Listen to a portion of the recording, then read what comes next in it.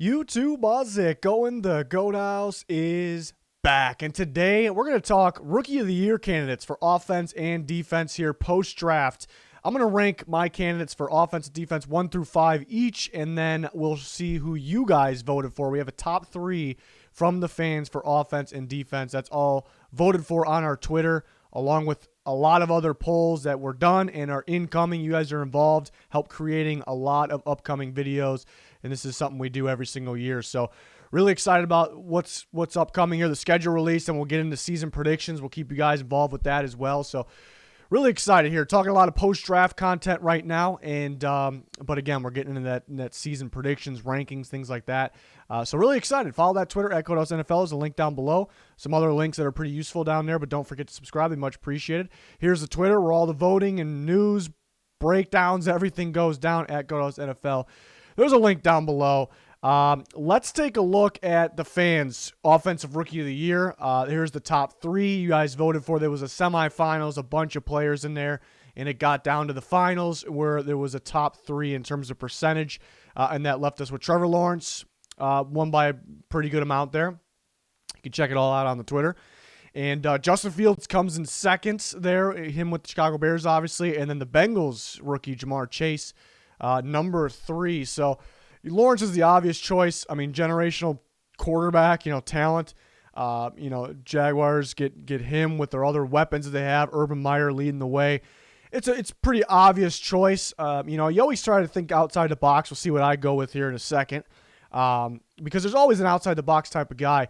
Justin Fields at 2. The fans love Justin Fields. A lot of you had him third best quarterback. Maybe some of you second. Now goes with the Bears.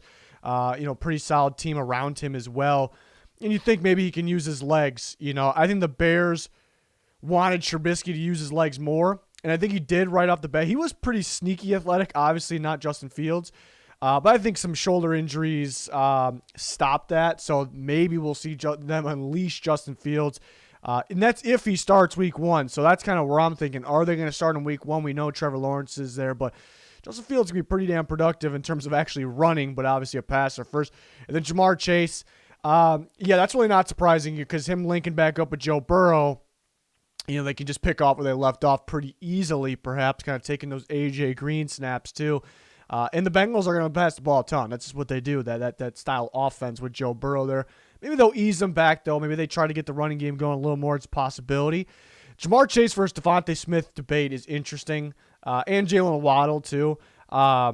But the type of receivers, I guess, Chase versus Smith. Chase the better overall receiver, maybe more upside, maybe should have the better career. A guy like DeVonta Smith could be, he's like Justin Jefferson, and it was an easy instant impact for Justin Jefferson because he had, all the pretty much the traits to play receiver down, understanding zone coverages, understand how to get open with your footwork, but again, reading defenses.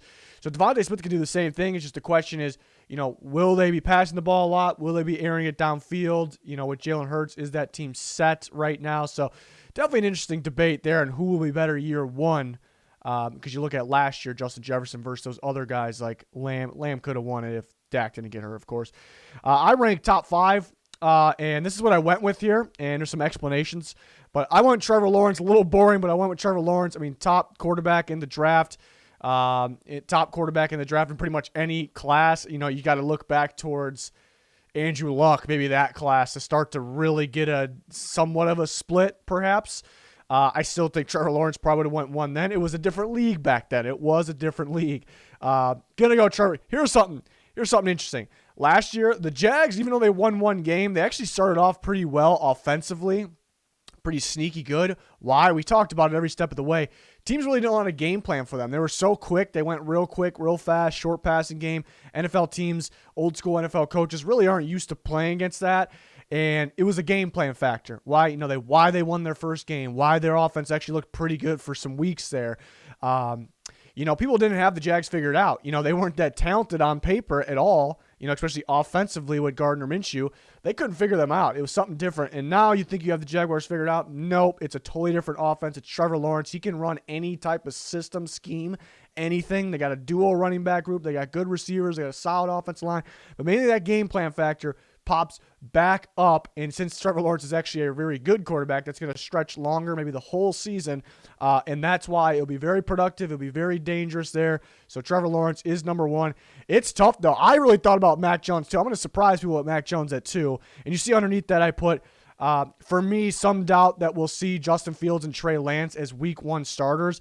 I think the Bears might go Andy Dalton right away. I don't think they want to rush Fields into that. They rushed Trubisky even with Glennon starting right away, but it's different situation. Fields is much better talent actually playing than Trubisky, more experience, believe it or not, as well. I just, for some reason, based on the way they talk over there, Ryan Pace and company, Matt Nagy, I think they'll go Dalton, but, Nagy's finally got his quarterback of choice. He's going to want to put him in there, but we're going to see. That's tough. I could change my mind on that. He definitely can be up here in this 2, very much in the 2 conversation. Lance, pretty close. I'd go Fields above Lance. You could say Lance could get going on the ground, especially with that 49ers offense. Yes, he could. But again, Fields can too. I think they wanted Trubisky to run more than they want Fields to. It's tough. 49ers trade all that away to go up there. Obviously not believing in Garoppolo. I don't know if they're believing in his health. So that really says I think Lance will start. But, it's a little bit, lack of experience. They want to throw him in there. They could win now with Garoppolo. They proved that. But do they believe that still? So that's something, we're very early here. We're not even 2 weeks past the draft. That's kind of my feeling right now, that those guys won't get the reps that Trevor Lawrence and Mack Jones will get, or Zach Wilson. Why I have Mack Jones at 2 and why I thought about him at 1 is because the situation he's in, pretty much the situation he's in with the Patriots, they got a complete roster. I do think they start him. I think that was the plan back when they signed Cam Newton. Then you kind of look at you look at how they signed him, what they signed him to, very heavily incentives. It felt like an insurance plan. It felt like a team, and what they did outside of Cam Newton around the roster, that they're going to find their starting quarterback at the draft. That is just what it felt like. That's what they did. It really feels like Mack Jones was a top 3 quarterback on their board, maybe even 2. We've heard teams had him at 2. It could have been them. He fell right into their lap. It's a very good system. Another guy that can run, many different play styles, system styles there. But here's the thing. Even if you don't believe in Mack Jones, maybe you'll say he's going to look better than he actually is because he's on the Patriots. That's fine. But at the end of the day, that's how he looks. I think the Patriots sneak back into playoffs. Maybe my way too early spoiler here. I think they can definitely sneak back into playoffs. If Mack Jones gets the Patriots in the playoffs, while maybe Trevor Lawrence and the Jags, maybe they just miss. Zach Wilson, the Jets, still got some growing to do a little bit. And then who knows what we see with Fields and Lance if we see them on the field. Mack Jones helps get his team. It's mainly maybe the team and the coaching, but along with Mack Jones, actually gets into the playoffs and has I think he can be very solid for them. That's going to say a lot. And that might give him the edge if Lawrence has better stats.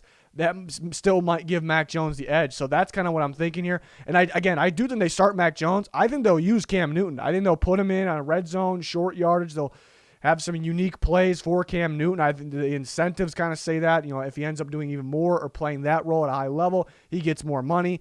That's what everything points towards. So I'm pretty high on Mack Jones for the season. He was my quarterback 5 pre-draft, even though I liked him, but I just like him even more in this situation. I got Kyle Pitts in 3. It's tough for a tight end to get going instantly, but we haven't seen Kyle Pitts. He also can be a receiver, slot and outside, inline tight end, move tight end, all of that, Arthur Smith's scheme will feature a lot of play to the tight ends, and that features Kyle Pitts and Hayden Hurst. Julio on and off with his injuries, so that gives more reps to Pitts. It's almost going to feel like the offense is going to be around Pitts. That's really what it's going to feel like here. They get him going in the middle of the field. They can get him going outside, and they will. They'll get him going underneath. People forget how good he is after the catch, how dominant he is after the catch. They're going to get him the ball pretty much at the line of scrimmage at times just to get the ball in his hands. So, and other teams won't know how to game plan for it. It's a mismatch nightmare. The Arthur Smith and company here at the Falcons will get him going. You guys know I'm a big Javonte Williams guy. He goes to the Broncos behind a very good offensive line. They got to fill a hole at right tackle. I don't think that's going to affect the running game much. They want to pound the football first, and then they want that to help open up the passing game for whether it's Locke or Bridgewater. And they're going to pound the football with that type of back here in Javonte Williams. I also think he can really get going very sneakily in the passing game, catching the ball in the backfield, downfield. I think he's going to look like I think he was the best running back in the class. I think it's going to look even more clear after playing behind the Broncos offensive line. And, Williams was their number one back in the class. They traded up to get him. They're going to play him. I think he'll get their most snaps, most carries, maybe most receptions from the running backs too. It's going to be close. Melvin Gordon said they got Mike Boone. Mike Boone's pretty good RB3 there. But they have Melvin Gordon there, who's an RB1. And if he wasn't there, I would put Javonte Williams at 1 because I think he's gonna he really could be in that case top 5 in the NFL in rushing yards. I really think so. Maybe even better. I mean, we've seen an undrafted guy like James Robinson last year. I mean, he's just so talented too. And behind that offensive line, it's just built to pound the football. So Melvin Gordon didn't exist or he wasn't in the Broncos. And it seems like it's pretty easy for running backs if they go off, for them to win Rookie of the Year. Even over quarterbacks, perhaps. It's just what it seems like. So I would really consider 1 or 2 for Javonte Williams if Melvin Gordon wasn't there. But I still think he's going to lead the Broncos team. I got Zach Wilson at 5. It's a tough one because he can continue where he left off at BYU. Or remember right in the beginning of his career at BYU or even a year ago, he had some struggling moments there. So maybe is it going to be the same thing? He's going to have the moments, the kind of the growing pains, which is very common with rookie quarterbacks. Or is he going to keep going where he left off? Because you could say, well, he didn't play the best competition, but he didn't have the best competition, I guess, the best talent with him. Now he does. They're building that team pretty well. So that one's up in the air. That's one I can see myself changing my mind on if we get closer. That I think he's going to continue where he left off with the dominant passing game because the talent around him. Or I may say, Jets are still growing a little bit. He could kind of have some growing pains. I could see it either way. It's pretty tough. Again, we mentioned the other 2 quarterbacks. They very easily, I think more so Fields. Lance is with the Niners, though. It's those guys can contend for that number 2 spot for me, maybe number 1. Receivers, I think DeVonta Smith could have a Justin Jefferson year 1 type impact. I like the way Hurts looked. He was impressive to me, got to prove a lot more, but are they going to get things going downfield? It's hard to trust that team kind of getting the passing game, receivers in general specifically, going right away. Then they want to run the ball first with the running backs, with their quarterback. So that one's tough. Jamar Chase can continue where he left off there with the Bengals. I think you'll have on and off games, which most receivers do. There's a ton of guys we can talk about. That's why I chose for top 5. Defensive Rookie of the Year, the fans got Jaylen Phillips, number 1. They got Micah Parsons, number 2. J.C. Horn, you guys got number 3. That's what the voting was on Twitter. Jaylen Phillips 1, who was my number 1 pass rusher. I'm surprised the fans voted him 1 because, for the fans, what I gathered during the pre-draft process, the offseason, the fans weren't as high on Jalen Phillips as maybe myself or some people. I know they were really worried about the injury concerns, so I was actually surprised. That's kind of what I just collected from people's comments. So it must be a different group of people, or maybe it's growing, where on people where he landed maybe. That all makes sense. So he ends up number 1. It surprised me a little bit. Not that he was top 3, but he was number 1. Just by the fans' reactions there. Micah Parsons, too. And, he'll fit in with the Cowboys. He'll play probably weak side where he played with Penn State there in 2019. And they'll probably blitz him a bit. They could use him off the edge. He'll be a tackling machine. And then J.C. Horn, 3, which is most people's number 1 corner.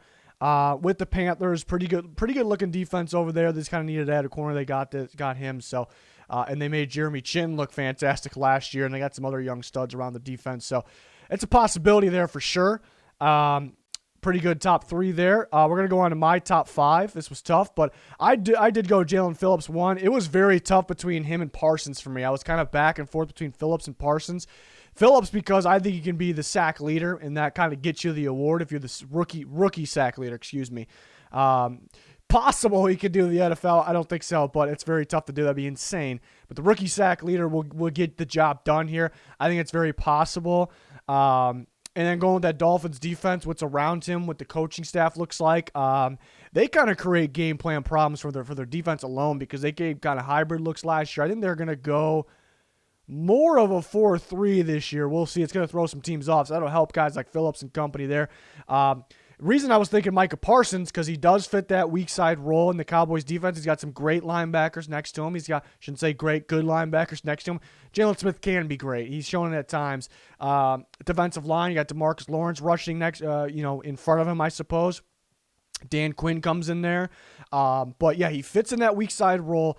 I think they're going to blitz him a ton. That's going to get him sacks on top of his tackling production. I think they're going to blitz him. I think they'll even rush him off the edge, maybe next or opposite of DeMarcus Lawrence at times. It's what you can do with them. I think it's a great fit. So if you combine the sacks with the tackling production, should be a tackling machine, tackle for loss machine as well. That says Rookie of the Year, Defensive Rookie of the Year. So that's why I was really thinking him. But I kind of go back to Phillips. I think about this some more. Chase Young, how he won the Rookie of the Year. Chase Young's a better prospect than Jaylen Phillips. I don't think it's as much of a difference as the way people make it, but there is a difference. But Chase Young, he really didn't have the sack production that we actually thought, even though it was pretty good. He had good pressure. He stopped the run at a very, very high level. The rest was kind of just a bonus, and that got the job done for him. In terms of Jaylen Phillips, he stops the run at a very high level. I think he kind of can mimic what Chase Young did in terms of stopping the run.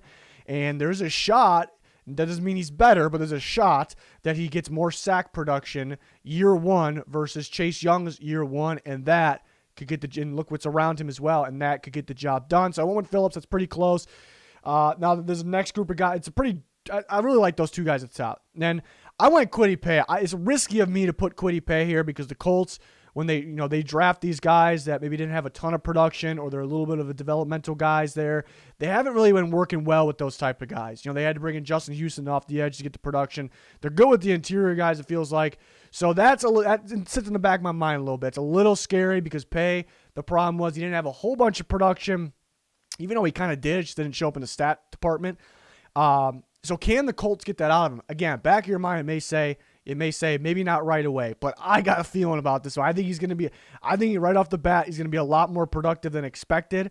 He's going to stop the run at a high level, like we talked about with Phillips, like Chase Young did last year. And I think he's going to get that more production. I think, I don't think they're going to use him as inside as much as Michigan did. Not that they did a lot. They mainly used him off the edge, of course.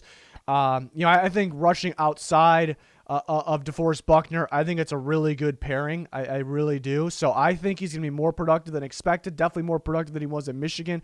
And he's going to stop the run. So I like that. It's a little risky anybody putting him that high probably. 4, I went with Jeremiah Owusu-Koramoah. This is risky too because, you can't base things off them taking the second round. They valued him there. They could have valued him as a first-round talent. But are they going to use him on every down? I think you should. You definitely should. That's the what word am I looking for? That's the beauty of Jeremiah Owusu-Koramoah here. That it's a linebacker, an outside linebacker that you can use on every down. You don't take him out on third down because he can cover the slot at a very high level. But I worry that they'll have Greg Newsome outside, Denzel Ward, well, that's really not a worry that those guys, Denzel Ward and Greg Newsome are outside, and then Troy Hill plays the slot. They're probably going to prefer the slot corner on the field on third down, but they can still use JOK at the same time. Will they? That's the question. What's their plan for him? It's a big mystery right now. Some people will say they probably don't have a big plan for him because they did take him in the second round. They didn't take him in the first. They took him in the second. They had a higher grade on Newsome. But it doesn't really mean that. They could have had just as good of a grade on JOK here as Newsome, and it happened to get him in the second round. So why he's number 4, I think he's going to get production. We talked about Parsons, tackling production, tackle for loss, and sack production, quarterback pressure production. JOK, tackling department, probably not as many tackles as for JOK as Parsons, maybe just as many, maybe more tackles for loss probably. But instead of the sacks, you got pass production, I guess, pass deflections and interceptions. He made plays down the field, forced fumbles, at Notre Dame, did it constantly. So he can do the same thing here. So I think that production, a mixture of good production, will get him up here. Corners usually start off a little shaky. That's just how it is. So it's tough to put a corner in here, but I think Asante Samuel Jr. we talked about it. I think he's a fantastic fit with the Chargers. I think he'll lead rookies in interceptions. I think he's going to be a playmaker there. And interceptions are the best bet to get, and it's not all about interceptions. For me, I end up being more impressed with the lockdown guys, honestly. If you're getting crazy interceptions, if you're both, yes, obviously that's great. But my point is interceptions will be the fastest way, the easiest way to get you this award. I think Asante Samuel will lead the rookie cornerbacks in interceptions. There's a lot of guys to think about. I think Patrick Surtain with the Broncos fits perfectly where he can just continue where he left off. He's going to be a lockdown guy, not going to get a bunch of turnovers, and rookies tend to struggle at the cornerback position. J.C. Horn, is going to be some sort of adjustment. Either he's going to be great because they're running more man coverage, or they're going to continue running heavy cover 3, and he might have an adjustment period there. So they kind of hinting that they may go a little more towards man. But again, will J.C. Horn get the interception production? It's a shame that's how it is, but will he get the interception production to actually be able to win the award? If he's a lockdown guy, he'll definitely get the recognition. I just don't know if he wins the award, So that's why he's not on here. But I only did top 5. But I think Barmore, he's kind of an upside guy, but with the Patriots, could be pretty dominant. Merrick, I like his game because he can do so many different things. He can rack up tackling production, pass deflection production. That's great. He can play slot, strong safety, free safety. And free safety, I guess, is his best bet to get those interceptions, but I'm worried that the Raiders will really just stick him there. And he could, if he's just, that's just what it feels like to me, based on what other personnel they have, what they drafted. And there could be some growing pains only playing free safety. He's a guy that's actually better, even though it might be a harder task. He's actually a guy that's better moving around in those different spots or even playing more split safety.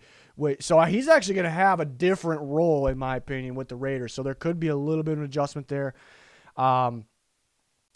Caleb Farley, I said he could be my number 1 corner if he was healthy. So if he stays healthy, I just don't know if a corner wins it unless he gets an insane amount of production interception-wise. Yeah, and some of these pass rushers away might have a little bit of an adjustment to make. Tryon's not going to get a whole bunch of reps in there. But, yeah, some of these pass rushers have a shot there. But those are the guys I like for Defensive Rookie of the Year. It's very early. We're not even 2 weeks past the NFL draft. So we will revisit my final award, all the award, and maybe your guys as well through our Twitter award predictions for the year closer to the season there. So definitely, you go in, you evaluate all these rosters even more when you're getting ready to predict the actual season. When I do my season predictions, my season ranking, kind of predicting how players will play, make rankings. So a little more evaluations come out, and then you think a little differently. No major change at all, but we'll see how that affects all that there. But yeah, that's the Rookie of the Year video post-draft. Hopefully you guys enjoyed it. Give me if you didn't get the chance to vote, or if you did and you voted for somebody different, let me know in the comments. Smash that like button, subscribe. Follow us on Twitter, very important there. Link pinned in the comments for anything you need. That's going to do it, though. Thanks for watching. Goodbye.